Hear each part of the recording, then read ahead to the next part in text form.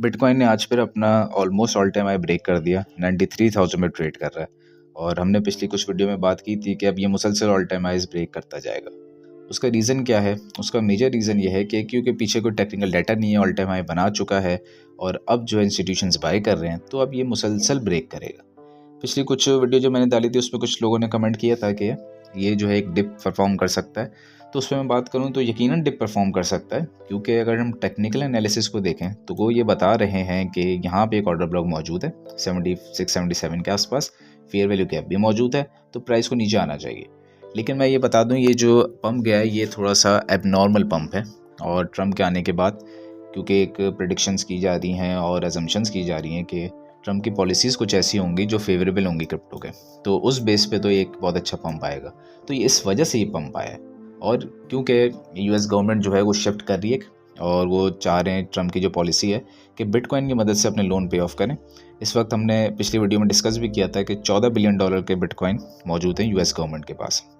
तो ऐसी सिचुएशन में टेक्निकल्स काम नहीं आते, फंडामेंटल्स काम आते हैं। और ये फंडामेंटल अगर हम देखें तो ये बिटकॉइन का स्ट्रॉन्ग होता जा रहा है कि बिटकॉइन एज अ वैल्यू या एज अ लोन रीपेमेंट के तौर पे यूज़ हो रहा है और कर सकते हैं। अभी खैर यूज़ तो नहीं हो रहा, लेकिन कर सकती है हमारी यूएस गवर्नमेंट। तो इस वजह से ये पंप हो रहा है और डिप आने के चांसेस कम है। डिप अगर हम लिक्विडेशन हीट मैप देखें तो लिक्विडेशन हीट मैप बताता है कि ऑलमोस्ट 88-89,000 के आसपास तो डिप आ सकता है, क्योंकि वहाँ पे लिक्विडेशंस हैं, लेकिन उससे नीचे मुश्किल है।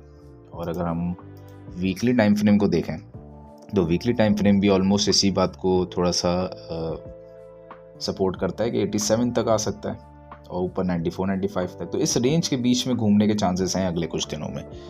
तो ये एक अच्छी इंडिकेशन है। इसी के साथ अगर हम मैप अपने चार्ट के अंदर वीकली को देखें तो वीकली भी हमें दिखा रहा है कि EMA 21 की लाइन से बहुत ऊपर है, तो यकीनन नीचे आने के चांसेस हैं अगर टेक्निकल एनालिसिस देखें। लेकिन फंडामेंटल्स ये बताते हैं कि अभी चांसेस इसके कम हैं। ऑल्दो यहाँ पे एक सिचुएशन अच्छी बन रही है कि यहाँ से यहाँ तक जाए और फिर प्राइस जो है यहाँ पे आके बाउंस हो जाए ऑलमोस्ट 80,000 तक। ये एक सिनेरियो है जो मुझे नज़र आता है कि आने वाले टाइम में हो सकता है। लेकिन बिल्कुल ही नीचे आ जाना इस ऑर्डर ब्लॉक तक, इसके चांसेस थोड़े कम नज़र आते हैं। लेकिन यहाँ तक आ जाना कि 80,000 के आसपास, ये चांसेस हैं कि ये एक लास्ट डंप हो सकता है जिसमें काफ़ी लोगों का पैसा वाइप आउट किया जाएगा, लिक्विडेशंस को हंड किया जाएगा उसके। और ये एक सिचुएशन बन सकती है दिसंबर के आसपास, और फिर जो है एक बड़ा पंप आ सकता है, क्योंकि जनवरी का स्टार्ट मतलब है कि एक तरीके से ट्रम्प ऑलमोस्ट ऑफिस में आ गया, क्योंकि 20 जनवरी को ऑफिस में आना है और हमें एक पंप नज़र आएगा उसके बाद। वैसे हालांकि अभी जो पंप आई भी बहुत बड़ा पंप है क्रिप्टो मार्केट के लिए, बिटकॉइन के लिए। अगर हम टोटल मार्केट कैप को डिस्कस करें तो उससे भी थोड़ा सा हमें इंडिकेशन मिलती है कि मार्केट किस तरफ जा रही है। तो टोटल मार्केट कैप हमें बता रहा है कि इस वक्त जो पैसा घूम रहा है वो तारीख में हाईएस्ट पीक पे इतना ज़्यादा पैसा कभी नहीं आया, $3.04 ट्रिलियन। और आज इतना पैसा आ गया था एक वक्त में जो कि $3.09 ट्रिलियन के आसपास। इतना पैसा क्रिप्टो मार्केट में कभी नहीं आया आज तक। तो ये भी चीज़ हमें शो कर रही है कि इस वक्त मार्केट जो है बुलिश है और कंप्लीटली इन्वेस्टर्स का, इंस्टीट्यूशंस का पैसा इसमें आ रहा है। ये माइक्रो स्ट्रेटजी के बारे में न्यूज़ आपने देखी होगी और ये तकरीबन 20 घंटे पुरानी न्यूज़ है कि माइक्रो स्ट्रेटजी ने जब बिटकॉइन $90,000 पे ट्रेड कर रहा था उस वक्त $4.6 बिलियन इन्वेस्ट किए और $4.6 बिलियन के बिटकॉइन बाई किए, और ये one of the largest purchase भी कहा जा रहा है। तो ये बहुत ह्यूज परचेज है।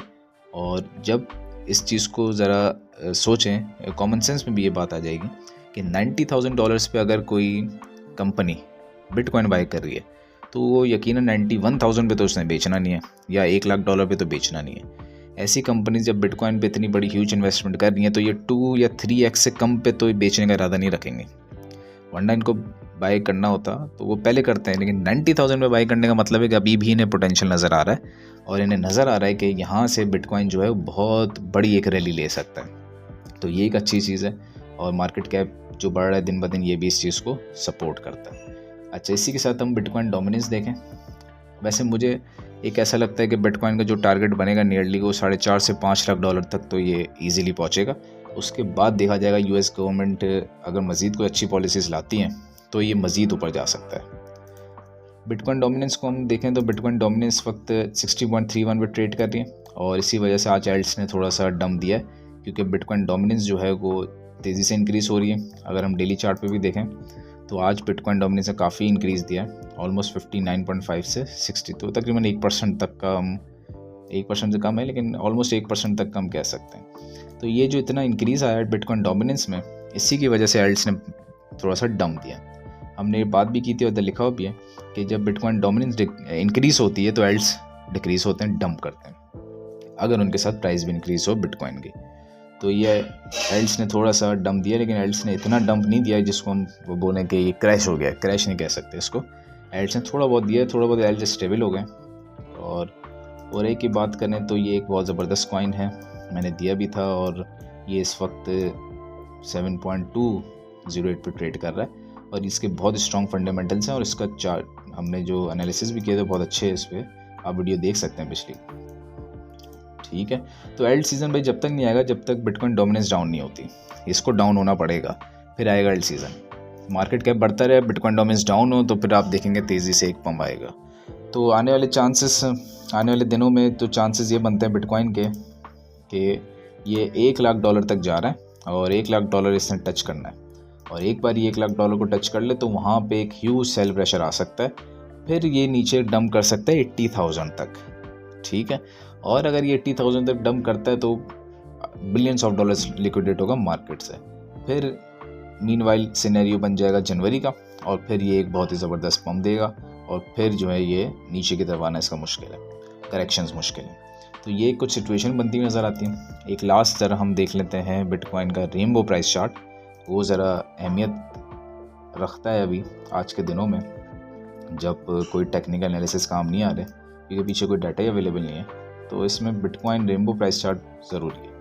ये इस वक्त ग्रीन जोन में जो कि एक्यूमुलेशन जोन है, और एक्यूमुलेशन जोन पे ट्रेड कर रहा है। अच्छा, माइक्रो स्ट्रेटेजी ने जो बाइंग की है, जो हमने न्यूज़ देखी 4.6 बिलियन डॉलर्स की, और ये जो बिटकॉइन रेनबो प्राइस चार्ट है, ये दोनों एक दूसरे को सपोर्ट कर रहे हैं। यानी कि माइक्रो स्ट्रेटेजी का इस $90,000 पे बाई करना और रेनबो प्राइस चार्ट का कहना कि अभी हम एक्यूमुलेशन जोन पे, ये दोनों चीज़ें शो कर रही हैं कि बिटकॉइन में अभी बहुत ज़बरदस्त पंप आने वाला है, और बहुत तेज़ी से आएगा, बहुत ज़बरदस्त पंप आएगा, और इसके हिसाब से तो मैक्सिमम वर्ल्ड टेरिटरी $6-7 लाख तक जा रही है। तो देखते हैं आने वाले टाइम में ये बिटकॉइन कैसे परफॉर्म करता है।